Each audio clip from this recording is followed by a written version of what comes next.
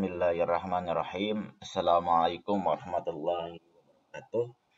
Teman-teman, silakan buka blog saya atau dari Siakan. Ada menu seperti biasa dari STI Al-Falah dulu, langsung nanti muncul sistem informasi manajemen dan keluar halaman seperti ini. Nah, di sini kemarin kita membukanya SIM 1 dan keyword. Nah, plus ebook ya. Ebook bisa dibaca sendiri. Sekarang ada latihan yang akan terus berlanjut dan dijadikan diskusi buat kita agar tidak monoton, agar tidak saya hanya yang membahas, tapi justru teman-temannya yang harus aktif membahas tema atau judul-judul yang terkait tentang sistem informasi manajemen. Karena ini sebuah teori, jadi kalau disampaikan oleh saya saja bisa mengakibatkan teman-teman ngantuk. Nah, mudah-mudahan tugas ini juga tidak menjadi beban, justru akan menjadi modal dasar nanti, modal pendukung untuk penyusunan skripsi di semester akhir. Saya ambil skripsi 1, skripsi 2 ini sebagai contoh. Ketika diklik skripsi 1 maka akan keluar seperti ini. Dari skripsi orang lain dari kampus lain, ini juga skripsi orang lain dari kampus lain. Judulnya sangat terkait sistem informasi manajemen pendidikan di Man 1 Pringsewu. Ini bisa menjadi gambaran, menjadi gambaran awal bagaimana teman-teman memikirkan dari sejak dini tentang skripsi yang akan disusun nanti. Maaf. Kita buka lagi. Ya. Selanjutnya berarti teman-teman sekarang latihannya, tunggu ya, dibuka Google, langsung masukkan keywordnya, contohnya apa, skripsi sistem informasi pendidikan. Skripsi sistem informasi pendidikan. Enter.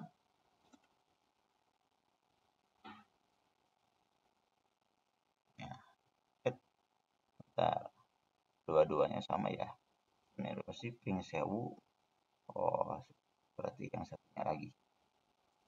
Ini sebagai contoh saja. Nah, di sini akan kelihatan rata-rata kalau skripsi yang benar atau yang utuh biasanya di alamatnya ada repository atau library.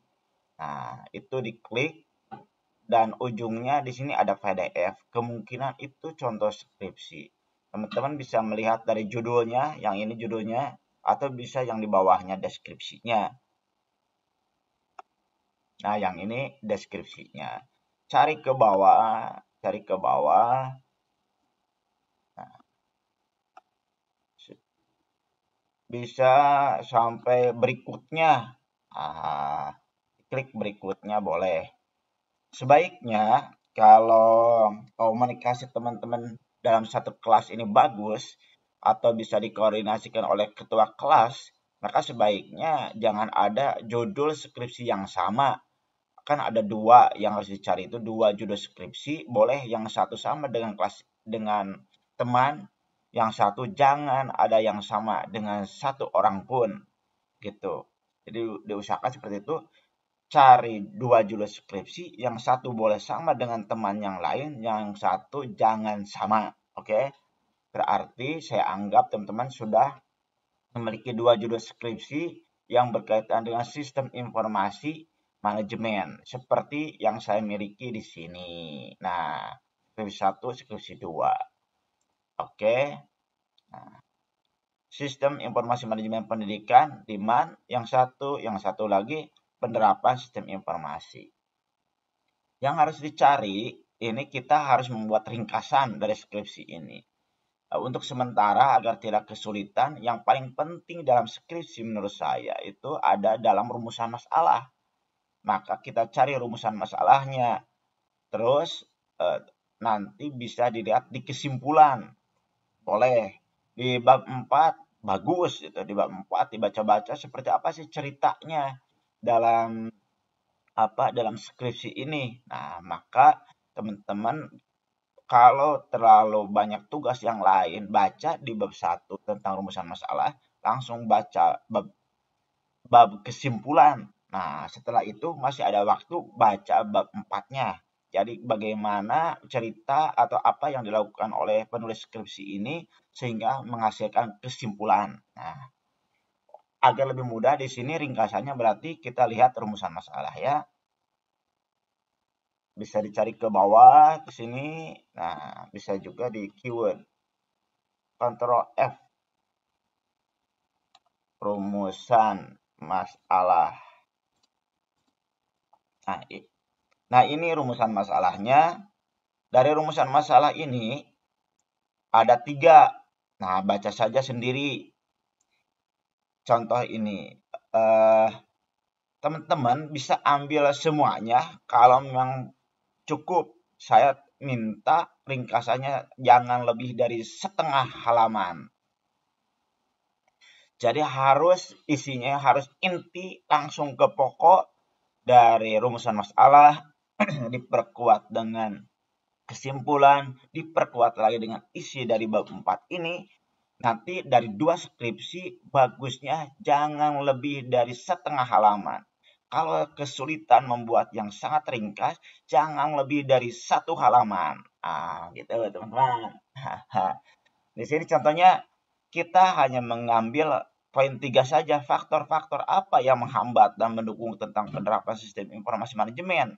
Nah, itu saja berarti poin 1 dan poin 2 tidak perlu dibahas. Maka di kesimpulan juga yang diambilnya cukup yang berkaitan dengan poin 3 saja. Begitu. Nah, yang ini dimasukkan ke Microsoft Word atau ke Google Doc. Contohnya seperti ini.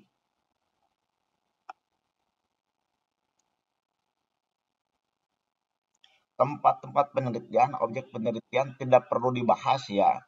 Cukup nanti mencantumkan sumbernya. Karena sekarang yang dicari esensi dari penerapan sistem informasi manajemen pendidikan. Tidak perlu objek penelitiannya. Oke.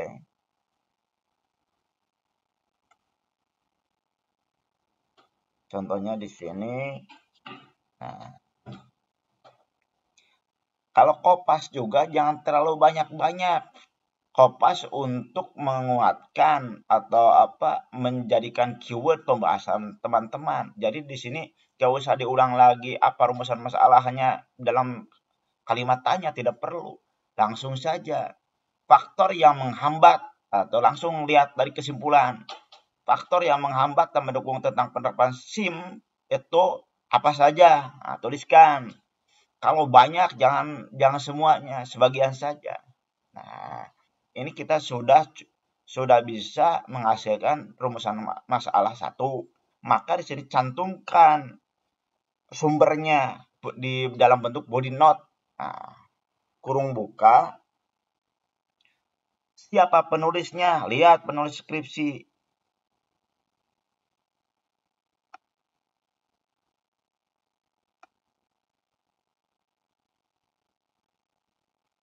Ini penulisnya Ristati. Diterbitkannya tahun 2017. Ya, diterbitkan oleh kampus, bukan oleh penerbit aslinya.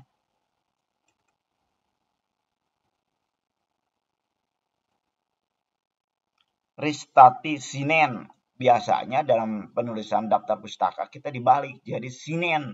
Ristati atau Sinen. R. Itu berarti sekarang yang dituliskannya bukan Ristati, tapi Sinen.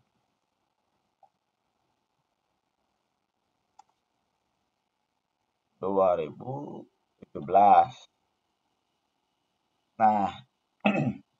ini dituliskan untuk menunjukkan bahwa kita mengambil ringkasan dari skripsi yang pertama.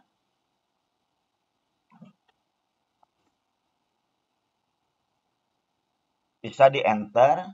Selanjutnya kita ambil dari skripsi yang kedua. Skripsi yang kedua oleh mutokharoh berarti ya. Kita lihat rumusan masalahnya.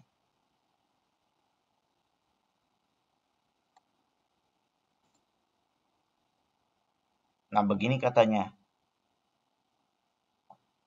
Bagaimana penerapan sistem informasi manajemen pendidikan? Nah, ini kalau rumusan masalah seperti ini kadang-kadang agak mengambang, kita bisa tidak akan agak harus baca bab 4 dan kesimpulannya karena hanya cuma satu rumusan masalahnya.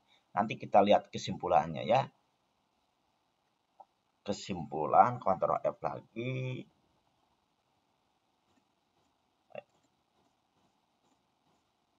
Tab, tab.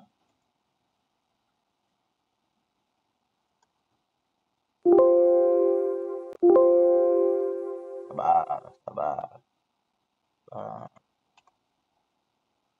Bab 5 kesimpulan. Oke. Di sini istilahnya penutup. Nah, jadi penerapannya seperti apa? Dari sini cari pengumpulan data, nggak usah dicerita-ceritakan.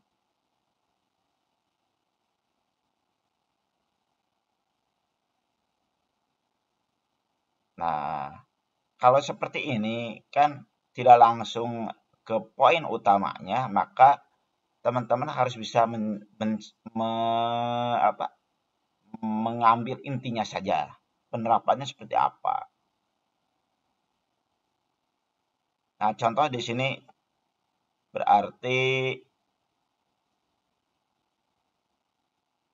inilah yang mudah yang pengolahannya ya.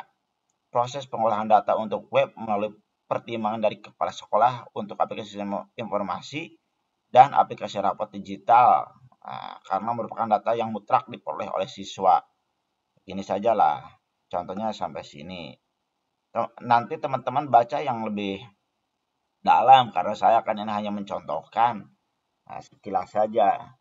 Bahkan kalau ada yang menggunakan skripsi ini boleh, tapi isinya jangan nyontek dari saya. Oke, contohnya Ctrl C, sini Ctrl V, kurung buka, siapa penulisnya? Kita lihat lagi di awal. Mutokharoh. Mutokharoh. Tahun berapa? Cari ke bawah. Tahun 2018. Tutup kurung. Nah, jangan lupa di sini cantumkan apa perbedaan kedua skripsi di atas. Jadi langsung jangan diulang lagi pertanyaannya ini. Contohnya begini. Berdasarkan deskripsi di atas, maka perbedaan kedua skripsi tersebut adalah, nah itu pendapat Anda. Sedikit saja sama seperti yang di atas ya. Sedikit saja. Nah, jangan lupa juga di sini cantumkan daftar pustaka. Daftar pustaka. Nah, contohnya nama, titik, tahun. Lihat deskripsinya, judul skripsi, titik, nama perguruan tinggi yang menerbitkan ini nama prodi. Nah, titik saja. Begitulah, cukup. Silakan teman-teman buat seperti ini, pastikan ini jangan asal kopas karena nanti akan kita diskusikan, bahkan bisa saya minta mempresentasikannya. Begitu, selamat mencoba dan teknis pengiriman hasil ringkasannya nanti saya kasih tahu di classroom. Terima kasih, sampai jumpa. Assalamualaikum warahmatullahi wabarakatuh.